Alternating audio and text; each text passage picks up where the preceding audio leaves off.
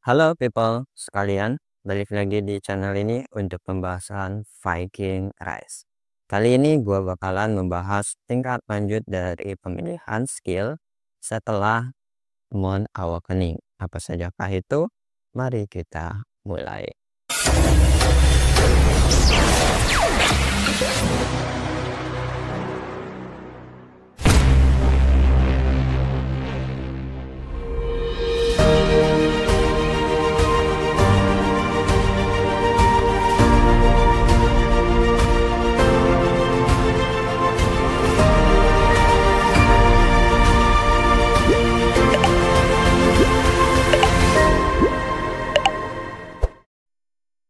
Oke, di sini kita bisa melihat bahwasanya Moon yang kita gunakan selama ini itu bisa di awakening, dan ketika dia awakening dia akan bisa mempelajari skill, dan otomatis di sini dia memiliki dua slot skill 1 dan skill 2 untuk setiap satu monnya.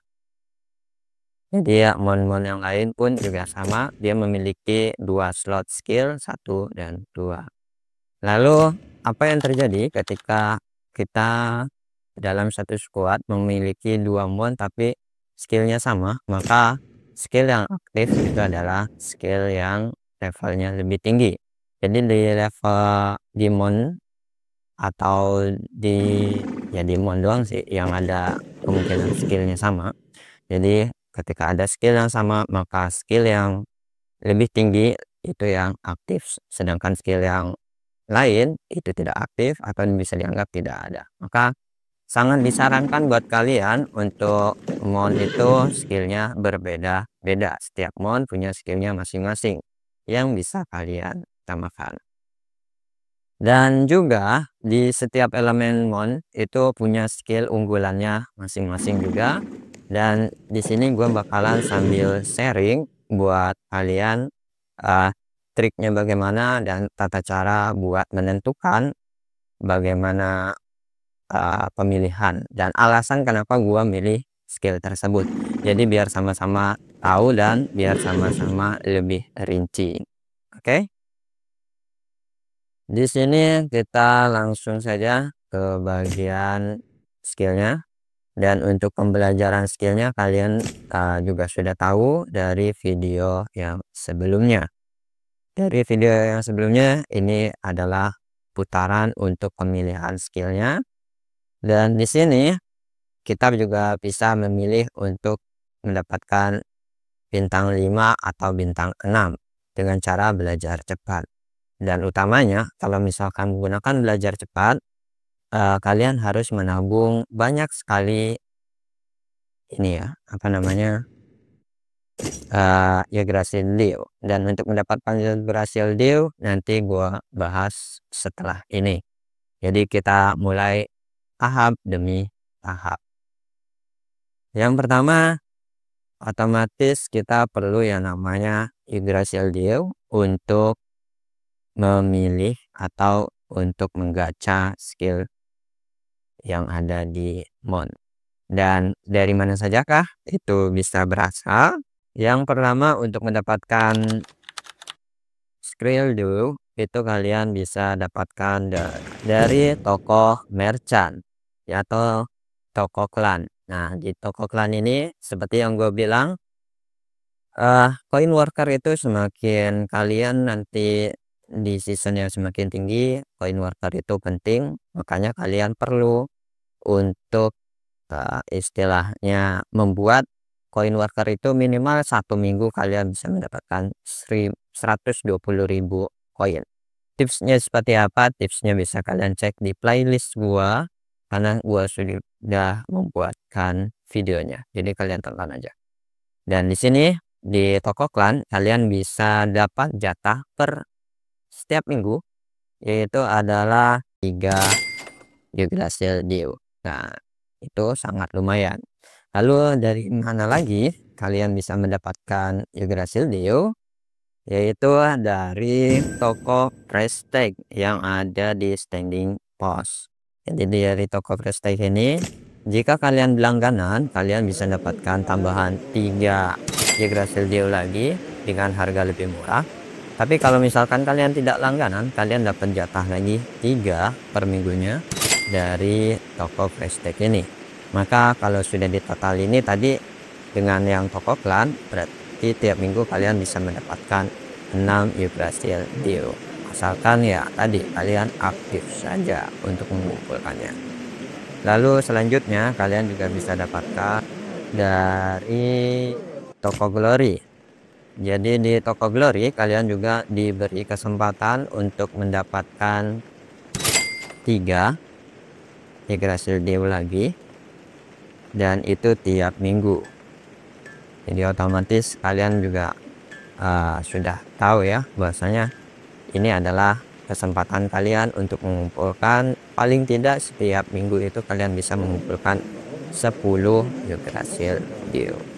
Jadi kalau nanti di total sebelum PKPK kalian bisa dapat sekitar 50 sampai 70 Yggdrasil Dew, dan ketika itu kalian tadi menggunakan yang namanya belajar cepat agar kalian bisa mendapatkan skill bintang 5 atau bintang 6. Dan ini adalah istilahnya tempat yang dipastikan tiap minggu ada untuk kalian mendapatkan Yggdrasil Dew. Tapi bisa juga dari tempat yang lain atau dari event yang lain, itu tergantung kondisi. Hanya saja ini adalah lokasi yang dipastikan setiap minggu ada. Oke? Dan kita kembali ke bagian skillnya lagi. Di sini kita ada pilihan untuk wishlist ya. Jadi di wishlist ini adalah hal yang dibuat oleh development untuk membantu kalian, mempermudah dan menjamin kalian untuk mendapatkan skill tertentu. Yaitu di sini kita dibuat 2 area, yaitu skill 1 di atas dan skill 2 ada di bawah wishlistnya ya. Dan ini jaminan dari IGG atau development untuk skill bintang 5 dan bintang 6 itu dijamin dari wishlist. Jadi nggak mungkin keluar dari wishlist. Dari total banyaknya skill yang ada, maka yang di wishlist ini adalah jaminan kalian untuk mon tipe elemen api dipastikan mendapatkan skill yang ditentukan atau skill yang kalian inginkan. Dan total keseluruhan skill dari tipe elemen api untuk slot satunya itu ada 12 skill. Dan di sini gue sudah membuat beberapa pilihan, dan pilihan ini condong untuk kalian yang memang fokus memaksimalkan efek buff, utamanya buff poisonnya ya. Dan untuk pemilihannya kalian bisa buat sendiri saja. Di sini ada banyak macam-macamnya ya. Tapi mayoritas bisa kalian lihat di sini adalah typical common. Kenapa skill archer itu tipikalnya lebih banyak typical common? Dikarenakan archer itu memang hampir dominan ya, skillnya itu common. Dan ini bakalan berdampaknya kemana? Itu berdampaknya ke critical rate. Di sini kita bisa lihat bahwasanya efek dari mon memiliki skill, maka dia ada peningkatan critical rate untuk skill sesuai jenisnya. Dan di sini mayoritas tadi kita bisa lihat mayoritas itu skill common, maka critical rate-nya berlaku. Dan di sini peluangnya adalah 2%. Dan 2% ini ada kemungkinan berarti 1:50 akan aktif kritikal, yang dimana ketika kritikal itu skill yang dimaksud akan mendapatkan peningkatan efek sebesar 50%. Jadi nanti damage-nya meningkat 50%, buff-nya meningkat 50%. Ya intinya skill yang tipikalnya sama itu akan ditingkatkan sebesar 50% ketika critical rate-nya itu aktif. Itu ya. Itu adalah keuntungan dari skill Mon semenjak ada yang namanya critical rate. Dan memang dominan untuk skill Archer itu pasti tipikalnya common. Sebagai contohnya seperti ini. Di sini kita bisa lihat dua heroes Archer gua ya. Kita bisa lihat dari skillnya. Di sini untuk SX-nya aja dia tipikal common ya. Terus dari skill keduanya common lagi. S3-nya juga skill season 3-nya common lagi. Itu untuk yang poisonnya atau Yulmi dan Leandra. Terus kalau kita cek lagi di bagian seperti Verdandi, di sini juga kalian bisa lihat tipikalnya common lagi, dan di sini juga common lagi dan common lagi. Jadi memang mayoritas kalau misalkan hero tipikalnya Archer pasti banyakkan skill common. Maka ketika tadi dapat critical rate untuk skill common, itu berlaku untuk semua jenis skill yang aktif di hero squad itu sendiri. Oke, itu sangat berdampak banget kalau kalian beruntung, walaupun perbandingannya hanya 2% peluang untuk aktifnya untuk saat ini. Namanya critical rate ya pasti kecil, tapi nanti bisa diperbesar dan diperbesar lagi. Dan kita kembali lagi untuk pembahasan wishlistnya. Dan wishlist yang gue sarankan untuk skill 1 Archer yaitu adalah si legendary skillnya Dragon Venom Fire. Dan mungkin kemarin gue sempat singgung ya bahwasanya skill itu grade-nya sama dengan grade Mon. Jadi kalau misalkan Mon kalian itu grade-nya epic, maka skill yang aktif itu adalah skill epic. Begitu juga kalau misalkan skill yang kalian awakening itu monnya adalah legendary, maka dia otomatis skill yang digunakan adalah skill tingkat legendary. Jadi grade-nya skill itu sama pada umumnya aja. Jadi ada yang grade paling bawah, lanjut ke red, lanjut ke epic, lanjut yang terakhir legendary. Oke. Di sini buff-nya, dan ini adalah tampilan skill versi level maksimal ya, level 10 dan juga bintang 6. Makanya kalau misalkan skill kalian paling enggak ya bintang 4. Bintang 3 ke bawah itu ya biasa aja. Jadi tidak perlu kalian pilih-pilih banget. Yang penting dapat bintang lebih tinggi itu sudah diutamakan ya. Semakin tinggi bintangnya semakin baik. Dan maksimal tadi kalau untuk yang ngacak adalah bintang 4. Karena bintang 5 dan bintang 6 itu sudah dijamin dari wishlist. Jadi skill yang mana kalian butuhkan itu silahkan kalian taruh di wishlist. Dan di wishlist ini yang pertama gua adalah icon ini Dragon Venom Fire.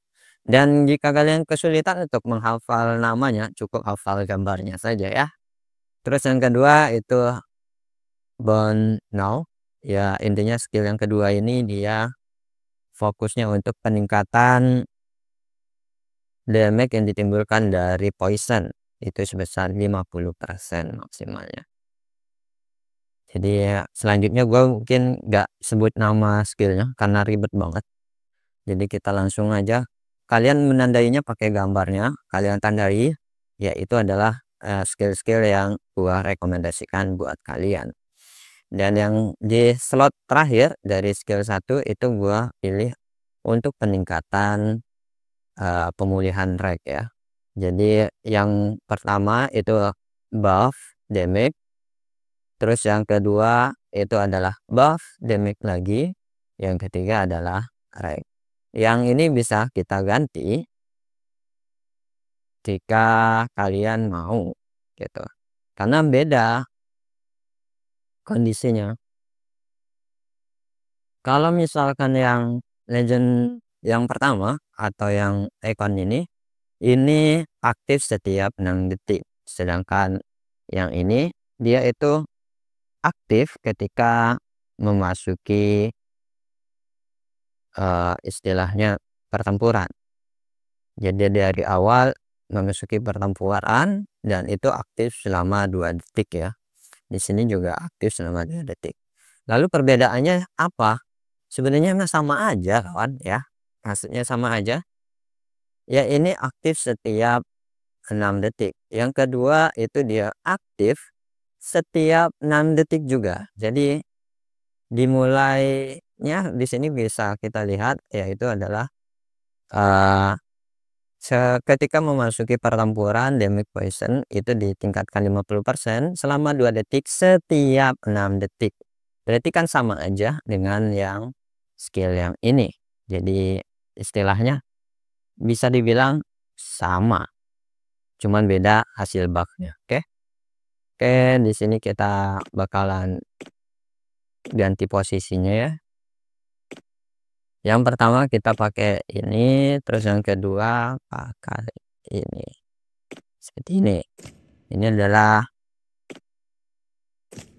buff yang gua fokuskan untuk tadi mendapatkan peningkatan damage poison karena gua fokusnya ke poison.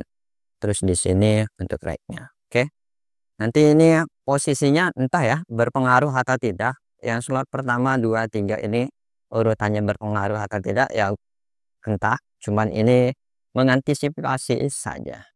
Lalu untuk skill yang keduanya atau slot skill yang kedua, gua lebih fokus ke 3 jenis ini. Jadi kalian tinggal cocokkan sendiri saja ya. Di sini critical rate-nya meningkat jadi 3%.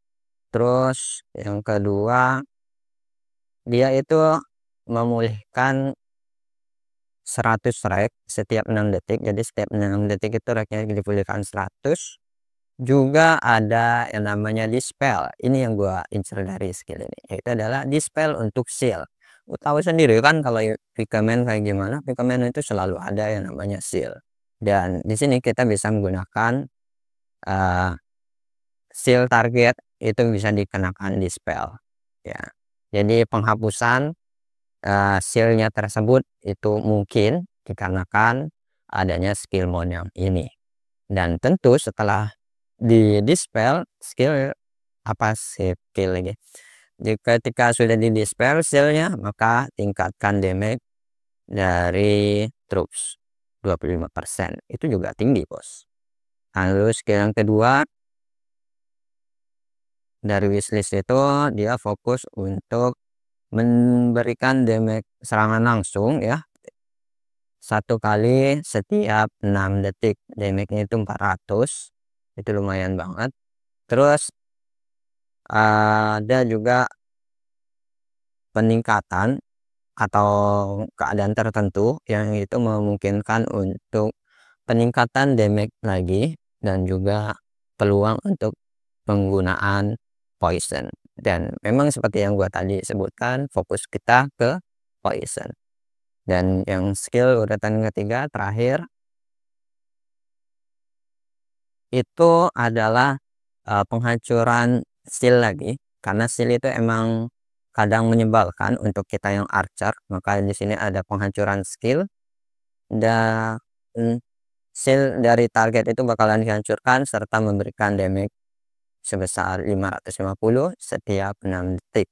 Juga ada faktor peningkatan damage lagi jika syarat terpenuhi, yaitu syaratnya pasukan kita lebih banyak, maka kita dapat faktor damage lagi lebih besar, yaitu 1100. Oke, ini adalah slot skill yang gua rekomendasikan buat kalian dari tipe archer. Ada 2, dan tadi yang archer gua udah sempat jelaskan alasannya kenapa gua pilih skill-skill tersebut. Nanti gua di bagian infanteri gua juga bakalan jelaskan tapi secara lebih singkat saja. Kalian bisa tentukan sendiri berdasarkan dari alasan gua itu membuat yang memungkinkan untuk kalian seperti apa. Silahkan kalian pelajari sendiri saja. Cuman kalau pengen asal ikut aja ya silahkan istilahnya hafalkan skill yang gua rekomendasikan ini buat kalian. Oke, kita masuk ke skill wishlist untuk infanteri. Di sini kemarin gua sempat bingung karena skill yang infanteri itu banyak banget skill yang menurut gua bagus. Jadi gua menentukannya agak ribet ya. Banyak banget yang bisa gue pilih dan itu berbeda dengan apa istilahnya skill dari archer atau pikeman yang notabene-nya gue udah tahu nih fokusnya bisa kemana gitu. Tapi kalau untuk infanteri agak gokil sih, dan juga pilihannya lumayan banyak juga. Dan di sini di infanteri kita bisa lihat dia tipikalnya adalah cooperation ya.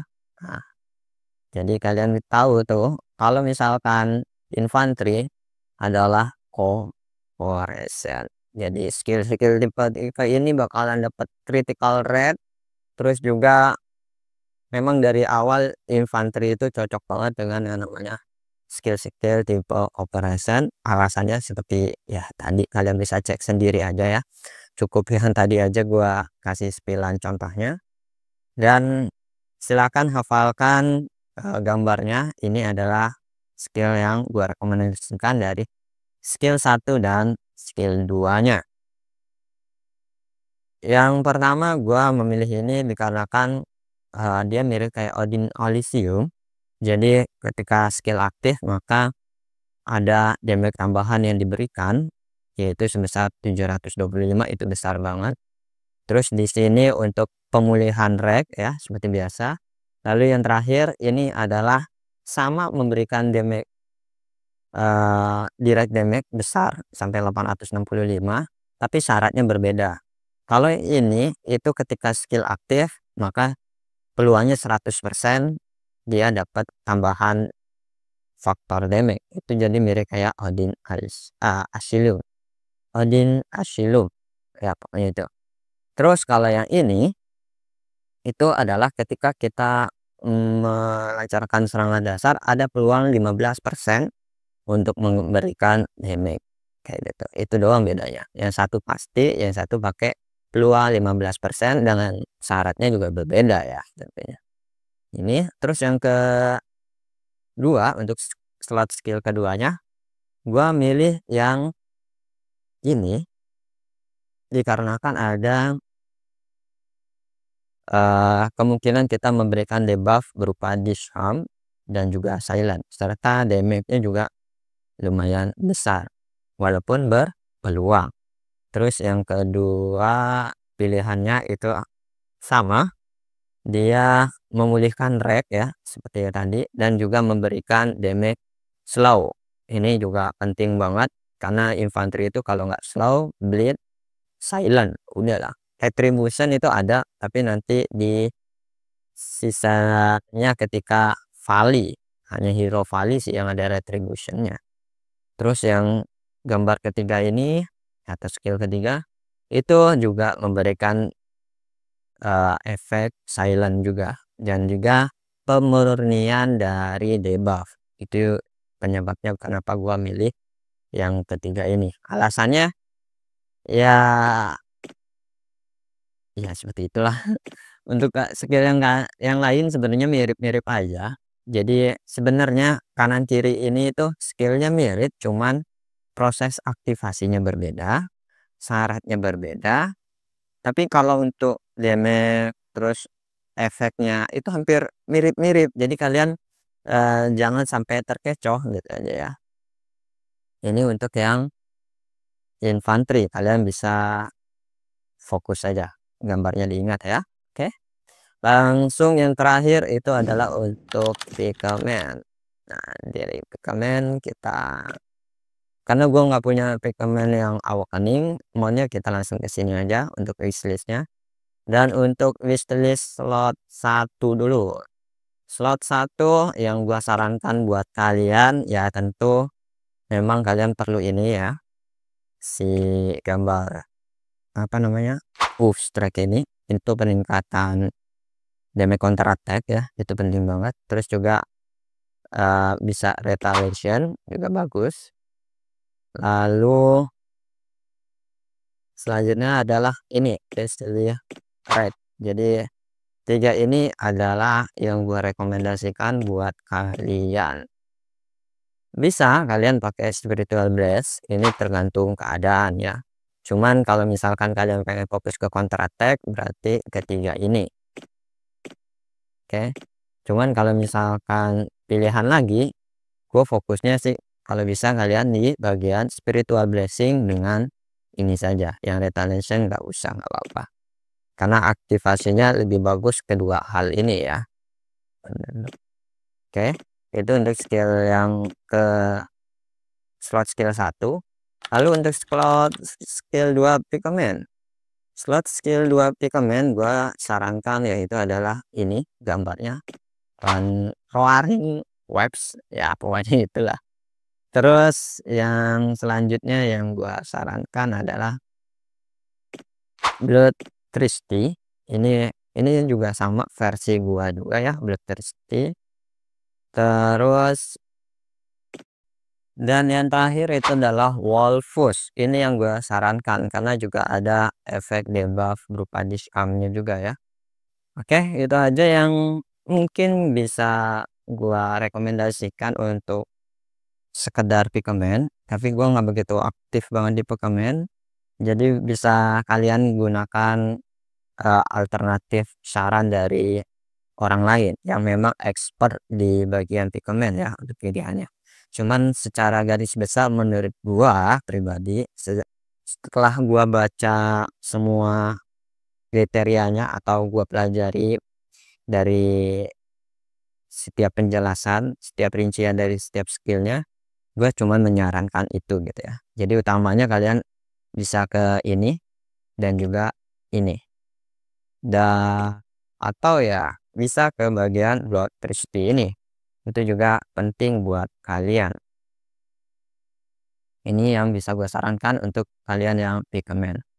Oke, jadi itu saja yang bisa gue bantu buat kalian yang ingin memilih skill mon mana sih yang bagus untuk mon kalian dari setiap role.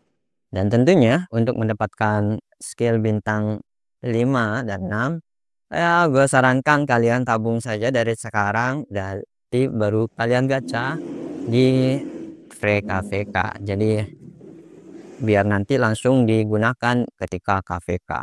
Jadi sih pas kalian di KVK kalian bukan pakai skill bintang 4 lagi, tapi langsung bintang 5 atau bintang 6 yang kalian dapatkan dari gacha.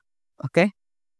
Ya ini cara untuk free to play ya. Kalau misalkan kalian pay to win, gue nggak komen karena pay to win bisa beli sebanyak mungkin ya Crazy Deal yang kalian butuhkan. Terima kasih sudah mendengarkan sampai detik ini. Jangan lupa di like, comment, subscribe, serta share ke teman kalian yang perlu penjelasan soal skill dan tata cara biar milih yang tepat itu seperti apa. Oke, salam fighting dan bye.